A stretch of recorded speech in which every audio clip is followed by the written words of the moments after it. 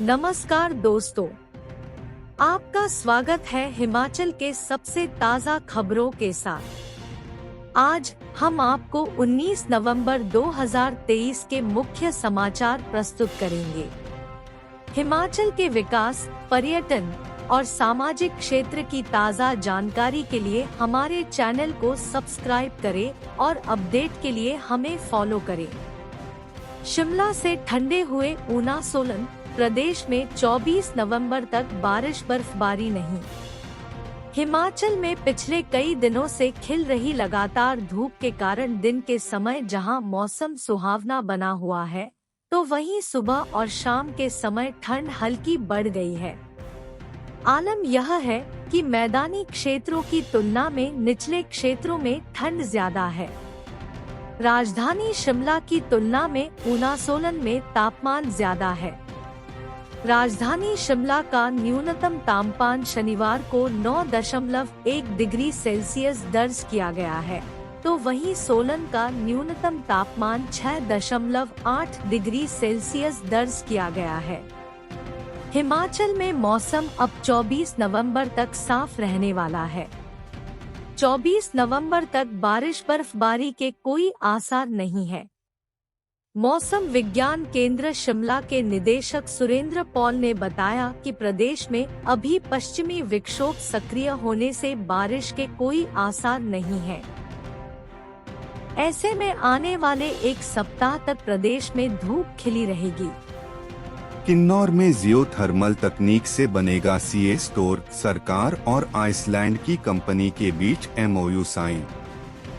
Iceland company Geotropy Iceland नवीन भूतापीय geothermal प्रौद्योगिकी का उपयोग करके पायलट आधार पर किन्नौर जिला के टापरी में एक नियंत्रित वातावरण सीए स्टोर स्थापित करेगी। सीए स्टोर से स्थानीय सेब उत्पादकों को लाभ होगा। मुख्यमंत्री सुखविंदर सिंह सुक्खू की उपस्थिति में इस संबंध में राज्य सरकार और कंपनी के बीच एक समझौता ज्ञापन हस्ताक्षरित किया गया।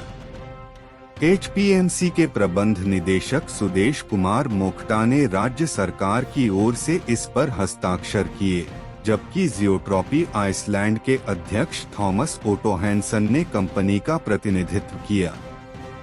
मुख्यमंत्री ने कहा कि 8 करोड़ रुपए की अनुमानित लागत के इस सीए स्टोर की भंडारण क्षमता 1000 टन होगी। राज्य सरकार इस परियोजना को साकार करने के लिए कंपनी को हर संभव सहायता प्रदान करेगी। उन्होंने कहा कि भूतापीय ऊर्जा एक नवीकरणीय स्रोत है जो ग्रीन हाउस गैस उत्सर्जन को कम करता है। यह पर्यावरण को संरक्षित करने के राज्य सरकार के लक्ष्य के अनुरूप है तथा भूतापीय प्रौद्योगिकी को अपनाना कार्बन फुटप्रिंट को कम करने में भी उपयोगी है। उन्होंने उम्मीद जताई कि प्रदेश का पहला भूतापीय प्रौद्योगिकी आधारित सीए स्टोर 1 वर्ष की अवधि के भीतर पूरा हो जाएगा। इस अवसर पर उप मुख्यमंत्री मुकेश अग्निहोत्री, कृषि मंत्री चंद्र कुमार, उद्योग मंत्री हर्षवर्धन चौहान, राजस्व मंत्री जगत सिंह नेगी, ग्रामीण विकास मंत्री अनिरुद्ध सिंह, लोक निर्माण मंत्री विक्रमादित्य सिंह, भारत में आइसलैंड के राजदूत गोनी ब्रैगसन, मुख्य सचिव प्रबोध सक्सेना, प्रधान सचिव भरत खेड़ा, प्रधान सचिव आरडी नाजिन, सचिव बागबानी सी पालरासू, मुख्यमंत्री के प्रधान निजी सचिव विवेक भाटिया, ओएसडी गोपाल शर्मा, प्रबंध निदेशक एचपीएसईबीएल हरिकेश मीना और अन्य वरिष्ठ अधिकारी भी उपस्थित थे। आधुनिक तकनीक से होगा स्थापित प्लांट। मुख्यमंत्री ने कहा कि आने वाले समय में सतलुज घाटी क्षेत्र में और भी भूतापीय प्रौद्योगिकी आधारित सीए स्टोर स्थापित किए जाएंगे। उन्होंने राज्य में बिजली उत्पादन के लिए भी आधुनिक युग की इस तकनीक का उपयोग करने की संभावनाएं तलाशने के निर्देश दिए। कंपनी के अध्यक्ष थॉमस ओटोहैंसन ने भंडारण सुविधा के लिए भूतापीय प्रौद्योगिकी को नियोजित करने के लाभों को रेखांकित किया और परियोजना से संबंधित विस्तृत जानकारी प्रदान की। HP 07 छोड़ सभी सीरीज के 0001 नंबर होंगे नीलाम। प्रदेश परिवहन विभाग ने जारी किया प्रारूप।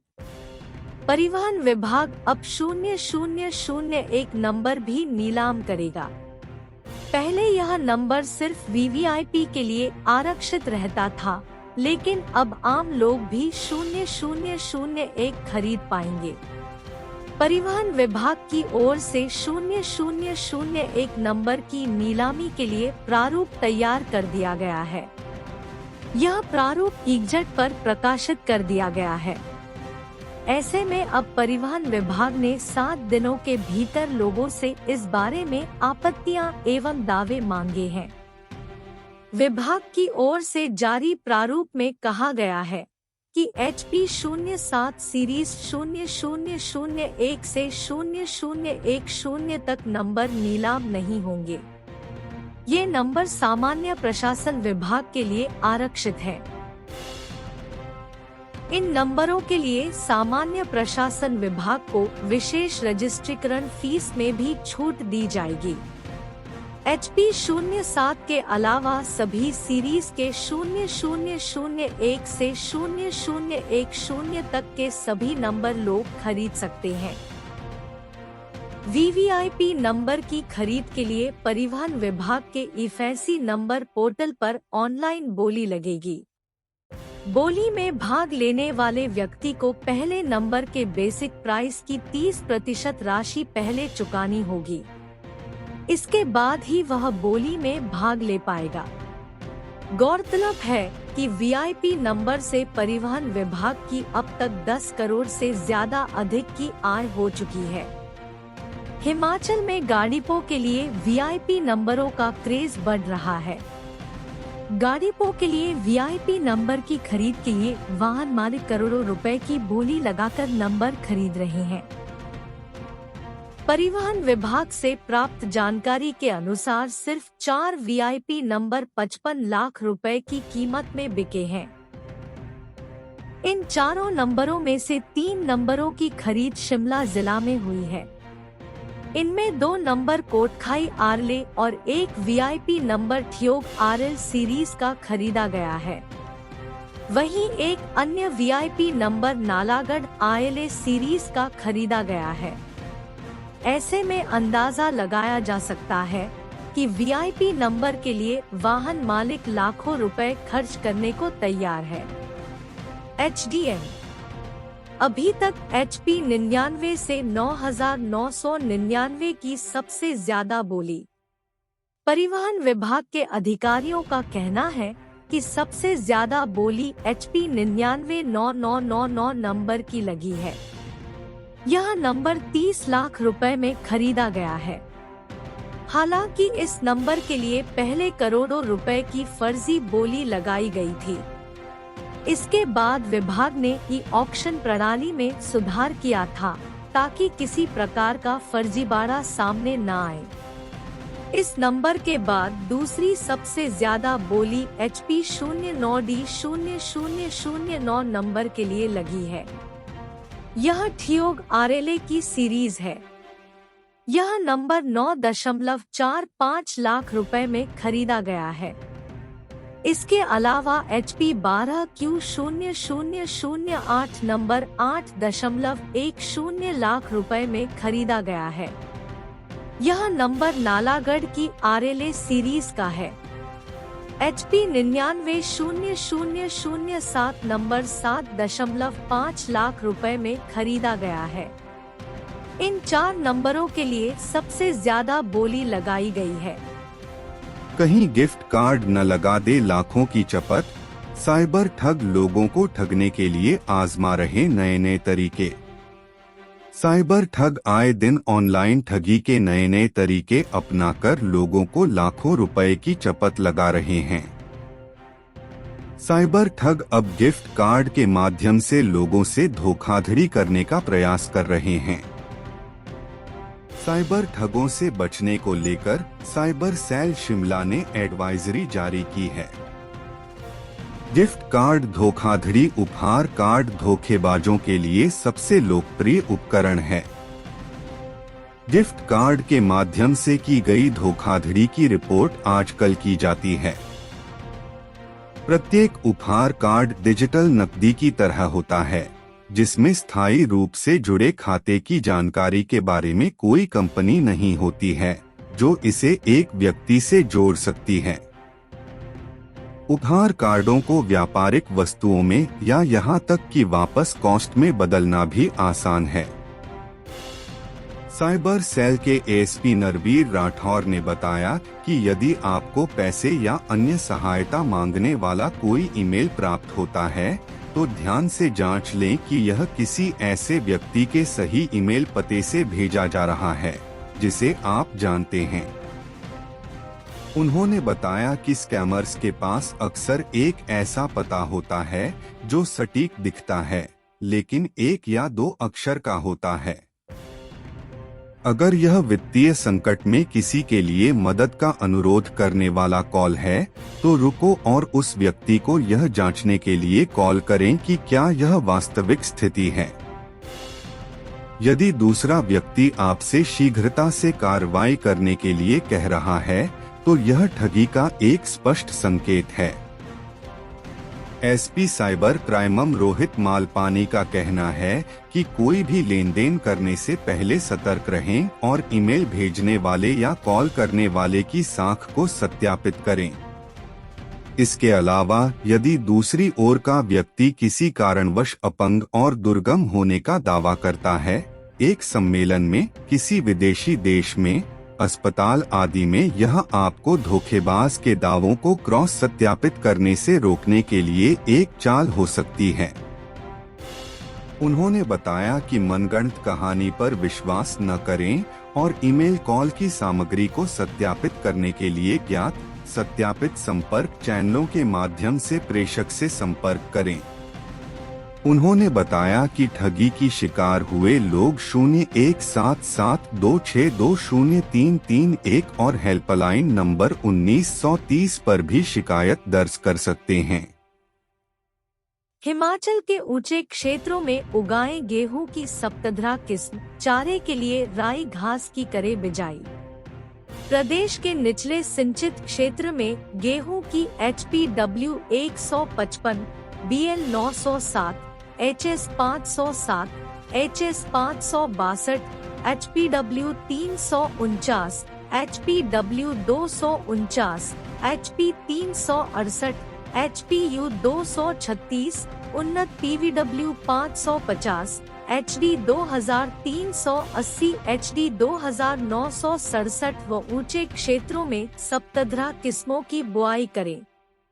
गेहूं के अतिरिक्त जौ की BHS 400, HBL 276, नंगा जौ व चारे के लिए राई घास की बिजाई भी की जा सकती है। गेहूं, जौ, अलसी, जई व राई घास की अगेती बिजाई में सिंचाई करे व अगेती फसल में नाइट्रोजन की शेष मात्रा खेत में डाले। प्रदेश कृषि विवि के वैज्ञानिकों के अनुसार जहां गेहूं की अगेती बिजाई की गई है और खरपतवार के पौधों में 2 से 3 पत्तियां आ गई हो, तो खरपतवारों को नष्ट करने के लिए वेस्टा 16 ग्राम प्रति 30 लीटर पानी प्रति कनाल में घोल बनाकर छिड़काव करें। छिड़काव पंप से करें और छिड़काव के लिए फ्लैट फैन नोजल का इस्तेमाल करें। छिड़काव से 2-3 दिन पहले हल्की सिंचाई दें। खरपतवारनाशी के छिड़काव से पूर्व खेत में पर्याप्त नमी होनी चाहिए, अन्यथा खरपतवारनाशी का असर नहीं होता है। प्रदेश के निचले एवं मध्यवर्ती पहाड़ी क्षेत्रों में प्याज की सुधरी प्रजातियों जैसे Patna red, Nashik red, Palam Lohia, Pusa red, AFDR तथा AF.LR इत्यादि की पनीरी दे। इन्हीं क्षेत्रों में लहसुन की सुधरी प्रजाति GHC 1 या एग्रीफाउंड पार्वती की बिजाई पंक्तियों में 20 सेंटीमीटर व पौधे में 10 सेंटीमीटर की दूरी रखते हुए करें। बिजाई से पहले 200 से 250 क्विंटल गोबर की गली सड़ी खाद के अतिरिक्त 235 किग्रा इफ्को मिश्रण 12.32.16 खाद तथा 37 किग्रा म्यूरेट ऑफ पोटाश प्रति हेक्टेयर खेतों में डालें। निचले एवं मध्य पर्वतीय क्षेत्रों में मटर की सुधरी प्रजातियों जैसे पालम समूल, पंजाब नवासी, पालम प्रिया, आजाद P1, आजाद P3 एवं GS10 की बिजाई 45 से 20 सेंटीमीटर कतारों तथा 10 से 15 सेंटीमीटर पौधे से पौधे की दूरी पर करें।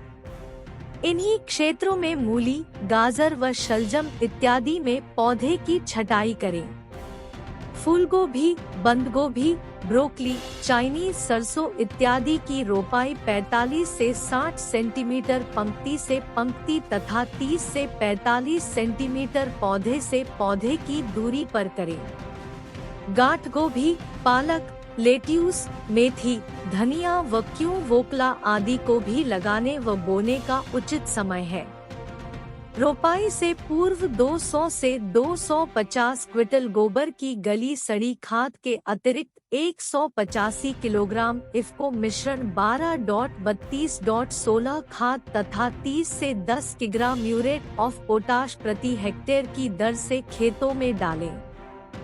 2 लाख हेक्टेयर वन भूमि पर लाएंगे हरियाली, जायका प्रोजेक्ट को ग्रासरूट पर पहुंचाने के निर्देश।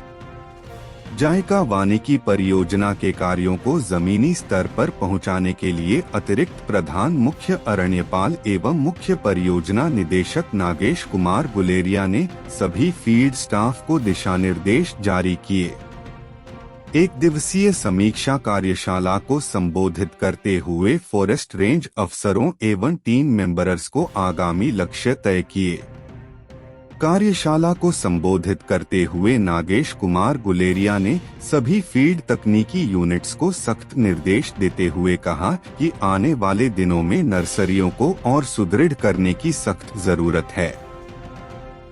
मुख्य परियोजना निदेशक नागेश कुमार गुलेरिया ने बिलासपुर सदर, स्वारघाट, घुमारवीं और झंडूता रेंज के अधिकारियों से अब तक किए गए कार्यों की पूरी रिपोर्ट भी मांगी। इस दौरान विभिन्न स्वयं सहायता समूहों के आय में सृजन करने बारे भी विस्तृत चर्चा की गई। उन्होंने कहा कि हिमाचल में साल 2030 तक 2 लाख हेक्टेयर वन भूमि पर पौधे लगाए जाएंगे।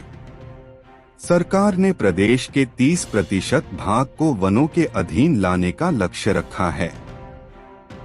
साल 2030 के लक्ष्य को प्राप्त करने के लिए प्रति वर्ष 12,000 हेक्टेयर वन भूमि पर पौधारोपण किया जाना अपेक्षित है। इसके लिए अतिरिक्त वित्तीय स्रोत तलाशने होंगे। नागेश कुमार गुलेरिया ने कहा कि इस साल बरसात के दौरान 55 से अधिक प्रजातियों के पौधे रोपे गए। उन्होंने कहा कि अच्छे पौधारोपण को प्रोत्साहित करने के लिए जहां 90% से अधिक उत्तर जीवन होगा, उन ग्राम वन विकास समिति को बतौर इनाम 10,000 की राशि दी जाएगी। नागेश कुमार गुलेरिया ने सिल्वीकल्चर, डिमार्केशन, पृथक्करण और बाउंड्री पिलर बनाने के लिए धन उपलब्ध करवाने की भी बात कही। हमीरपुर हेल्थ पोर्टल पर डाटा अपलोड करने में अव्वल, देश भर में पाया पहला स्थान।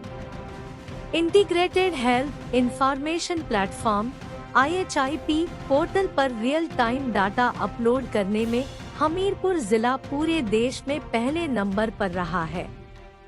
स्वास्थ्य सेवाओं के बेहतर ऑनलाइन संचालन के लिए जिला को देश भर में अव्वल आना हिमाचल प्रदेश के लिए गौरव की बात है।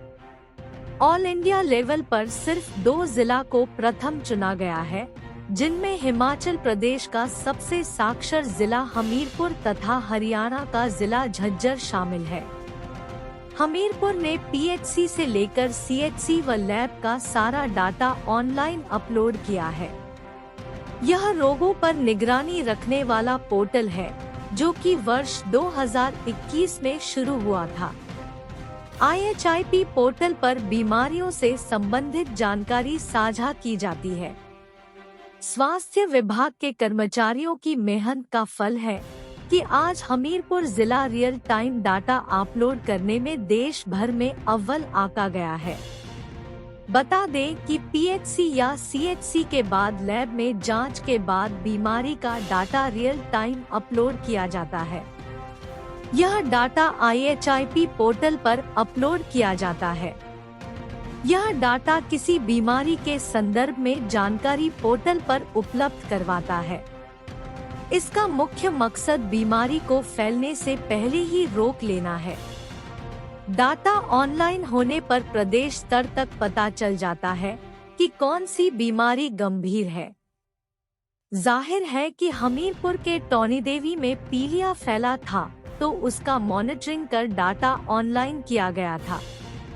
त्वरित उपचार की सुविधा मिलने के कारण बीमारी को कंट्रोल किया गया। हालांकि पीलिया से पीड़ित 350 से अधिक लोग हुए थे। चिकित्सकों की दिन रात की मेहनत रंग लाई तथा पीलिया से कोई जानी नुकसान नहीं हुआ। वहीं मुख्य चिकित्सा अधिकारी डॉ. R.K. अग्निहोत्री ने बताया कि IHIP पोर्टल में रियल टाइम डाटा ऑनलाइन करने में देश भर में हमीरपुर जिला अव्वल रहा है। देश भर से सिर्फ हिमाचल का हमीरपुर और हरियाणा का झज्जर जिला शामिल है। PHC, CHC तथा लैब से रियल टाइम डाटा पोर्टल पर अपलोड किया गया है। HDM हेल्थ मिनिस्ट्री से आई थी डॉ. आरती निर्मला। जिला IHIP में सबसे अग्रणी होने के चलते सेंटर हेल्थ मिनिस्ट्री से डॉ. आरती निर्मला हमीरपुर आई थी। उन्होंने स्वास्थ्य कर्मचारियों के साथ समन्वय स्थापित किया। इसके लिए उन्होंने CHC, PHC तथा लैब का भी दौरा किया। DA के साथ एरियर भी दें। प्रदेश TGT कला संघ ने वित्त विभाग को भेजा ज्ञापन। प्रदेश वित्त विभाग मासिक किस्तों में DA और एरियर भुगतान के लिए योजना बनाए। DA और एरियर भुगतान के लिए राजकीय TGT कला संघ ने प्रदेश के वित्त सचिव को एक ज्ञापन प्रेषित किया है। संघ के प्रदेशाध्यक्ष सुरेश कौशल, प्रदेश महासचिव विजय, स्टेट डेलीगेट्स संजय, दुनीचंद, सोहन, सुरेश, रणबीर, सागर, संजय, विजेश, विजय, सुभाष, राकेश, पवन, कुलबीर, यशपाल, जरनैल, रामकृष्ण, मोहिंद्र, रमेश, अमित ने कहा कि प्रदेश सरकार को अब अगले बजट सत्र के लिए आर्थिक योजना बनानी है और वर्ष 2016 से कर्मचारियों के वेतन आयोग का अधिकतम एरियर अभी तक नहीं दिया जा सका है, जबकि 12% DA और उसका एरियर भी देना बाकी है, जो जनवरी 2024 से 15% हो जाएगा। इस तरह यह भुगतान जटिल बन जाएगा और कर्मचारियों का आर्थिक अधिकार समय पर उनको नहीं मिल रहा है। ऐसे में DA का लंबित भुगतान वर्ष 2024 में सुनिश्चित करना होगा, जबकि DA का एरियर भी एकमुश्त दिया जाना अपेक्षित है।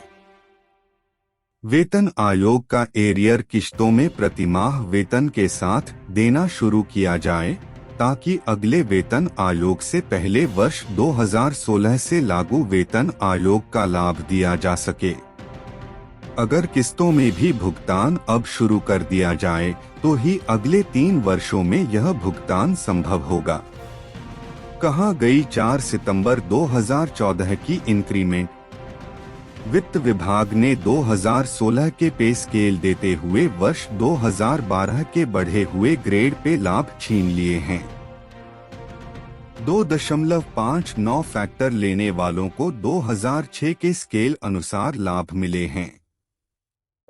वर्ष 2012 के हायर ग्रेड पे लाभ देने के एवज में कर्मचारियों को 4 सितंबर 2014 में एक इंक्रीमेंट नहीं दी गई थी और अब अगर उनसे हायर ग्रेड पे लाभ छीनने पर वह इंक्रीमेंट बहाल की जानी चाहिए।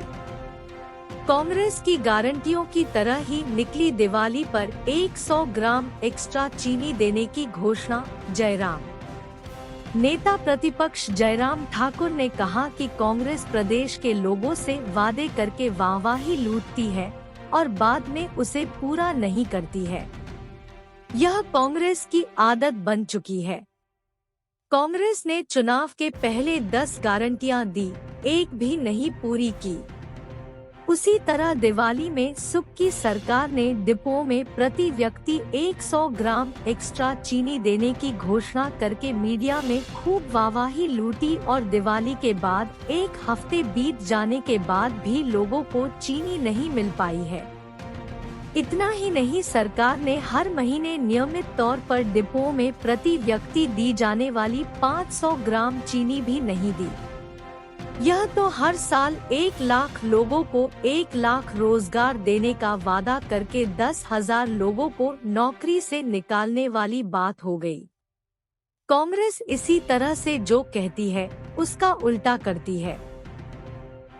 नेता प्रतिपक्ष ने कहा कि कांग्रेस विपक्ष में रहते हुए महंगाई के लिए शोर डालती थी और जब सरकार में आई तो हर जगह महंगाई बढ़ा दी।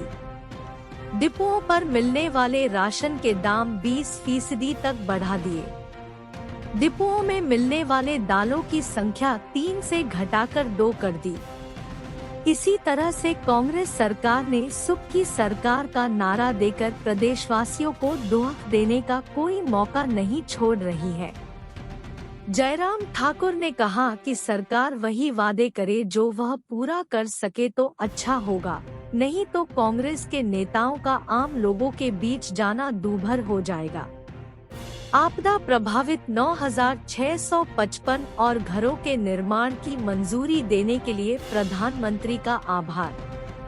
नेता प्रतिपक्ष जयराम ठाकुर ने हिमाचल प्रदेश के आपदा प्रभावित परिवारों के लिए 9,655 घरों के निर्माण को मंजूरी देने के लिए प्रधानमंत्री और केंद्र सरकार का आभार जताया है। केंद्र द्वारा पहले ही 6,551 प्रधानमंत्री आवास हिमाचल प्रदेश के लोगों को पहले ही दिए जा चुके हैं। इतनी बड़ी संख्या में आवासों को मंजूरी देने से आपदा प्रभावितों को बड़ी राहत मिलेगी। उन्होंने कहा कि केंद्र सरकार आपदा प्रभावितों और प्रदेश सरकार के साथ है। राज्य सरकार केंद्र द्वारा सहयोग दिए जाने के बाद भी सहयोग मिलने की बात नकार रही है। प्रदेश सरकार का यह रवैया दुर्भाग्यपूर्ण है। नेता प्रतिपक्ष ने कहा कि केंद्र सरकार के सहयोग से आपदा प्रभावितों को हर प्रकार की राहत दी जा रही है, जिससे आपदा से हुए नुकसान की जल्दी से भरपाई हो सके। केंद्र सरकार से उठाएंगे अमृतसर शिमला फ्लाइट के महंगे किराए का मसला, कश्यप का आश्वासन। शिमला अमृतसर फ्लाइट के महंगे किराए का मामला सांसद सुरेश कश्यप केंद्र सरकार के समक्ष उठाएंगे। उन्होंने कहा कि एयरलाइंस डायनेमिक रेट के हिसाब से कुछ सीटों पर अच्छे रेट दे रही है, पर अंतिम सीटें कुछ ज्यादा ही महंगी हैं। इस विषय को लेकर भी हम केंद्र को अपने सुझाव प्रेषित करेंगे और लोकसभा सत्र के दौरान भी इन टिकटों के पैसे कैसे कम हो सके उसके ऊपर भी चर्चा करेंगे। सांसद सुरेश कश्यप ने शिमला हवाई अड्डे से शिमला से अमृतसर नियमित रूप से चलने वाली फ्लाइट को हरी झंडी दिखाकर रवाना किया। इस मौके पर सांसद सुरेश कश्यप ने कहा कि यह हिमाचल प्रदेश के लिए गर्व का विषय है कि दिल्ली से शिमला फ्लाइट के बाद अब अमृतसर शिमला फ्लाइट भी शुरू हो गई है। इससे हिमाचल प्रदेश के पर्यटन को बढ़ावा मिलेगा। इस फ्लाइट के शुरू होने से हिमाचल प्रदेश और शिमला को बड़ा लाभ होगा। इस कार्य के लिए उन्होंने प्रधानमंत्री नरेंद्र मोदी, केंद्रीय मंत्री अनुराग ठाकुर, राष्ट्रीय अध्यक्ष जगत प्रकाश नड्डा, केंद्रीय उड्डयन मंत्री पूर्व मुख्यमंत्री जयराम ठाकुर एवं भाजपा प्रदेश अध्यक्ष डॉ राजीव बिंदल का विशेष रूप से धन्यवाद किया। प्रवासी पक्षियों से गुलजार हुई पौंग झील, बर्ड वॉचर्स की 15 टीमों का गठन, ड्रोन से भी होगी निगरानी। पौंग झील में प्रवासी पक्षियों ने डेरा जमाना शुरू कर दिया है। झील में अब तक अलग अलग प्रजातियों के करीब 34,000 प्रवासी पक्षी अपना डेरा जमा चुके हैं।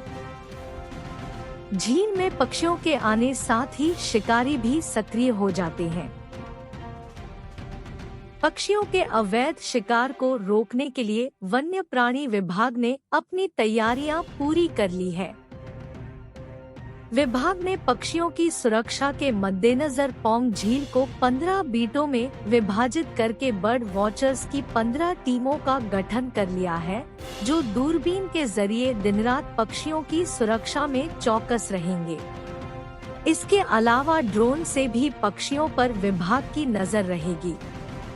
बता दें कि प्रवासी पक्षियों की आमद के साथ ही अवैध शिकार करने वाले शिकारी भी शिकार में सक्रिय हो जाते हैं और बार हेडेड गूस प्रजाति के प्रवासी पक्षी को अपना शिकार बनाते हैं। ड्रोन की सहायता से प्रवासी पक्षियों के अवैध शिकार पर रोक लगाने में वन्य प्राणी विभाग कुछ हद तक कामयाब भी हुआ है और पिछले 4-5 सालों से अवैध शिकार का कोई भी मामला सामने नहीं आया है। पौंग झील में प्रवासी पक्षियों की आमद से झील गुलजार हो गई है। प्रवासी पक्षियों की चहचहाट व तैराकी की अटखेलियों को देखने के लिए पर्यटक भी पहुंचने शुरू हो गए हैं। पर्यटक विदेशी परिंदों के साथ खूब मौजमस्ती कर रहे हैं। छुट्टी वाले दिन पौंग झील में पर्यटकों की खूब आमद होती है। पौंग झील में अभी तक करीब 35,000 प्रवासी पक्षी पहुंच चुके हैं, जबकि पक्षियों के आने का सिलसिला लगातार जारी है। साइबेरिया, ऑस्ट्रेलिया, इंग्लैंड, अफ्रीका व अमेरिका सहित अन्य बाहरी देशों में ठंड अत्यधिक बढ़ जाने से प्रवासी पक्षी पौंग झील में पहुंचते हैं, जिनके आने से झील गुलजार हो जाती है। प्रवासी पक्षी कहां से आते हैं, इसकी परख करने के लिए जनवरी महीने में वार्षिक गणना पर प्रवासी पक्षियों के पंजों में रिंग भी डाले जाते हैं। इससे इन पक्षियों के गंतव्य स्थान का भी पता लगाया जाता है। यह प्रवासी पक्षी सर्दियों का मौसम शुरू होते ही नवंबर माह में झील में पहुंचते हैं तथा अप्रैल माह तक झील में डेरा जमाए रखते हैं। बाहरी देशों में ज्यादा ठंड होने के कारण जब नदियों, झीलों का पानी बर्फ में तब्दील हो जाता है, तो प्रवासी पक्षी पौंग झील में पहुंचते हैं तथा अप्रैल माह के बाद दोबारा अपने वतन लौटने शुरू हो जाते हैं।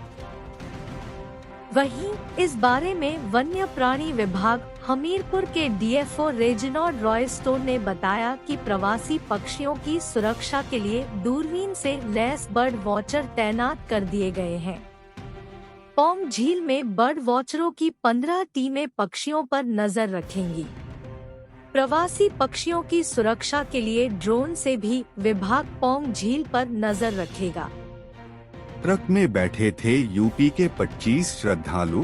कांगड़ा में अचानक पीछे की तरफ लुढ़कने लगा वाहन और फिर मटौर शिमला राष्ट्रीय उच्च मार्ग 88 पुराना कांगड़ा श्राद्ध बढ़ मंदिर के पास शुक्रवार देर रात उस समय बड़ा हादसा होने से टल गया, जब एक ट्रक में तकनीकी खराबी होने के कारण ट्रक पीछे की ओर लुढ़कने लगा।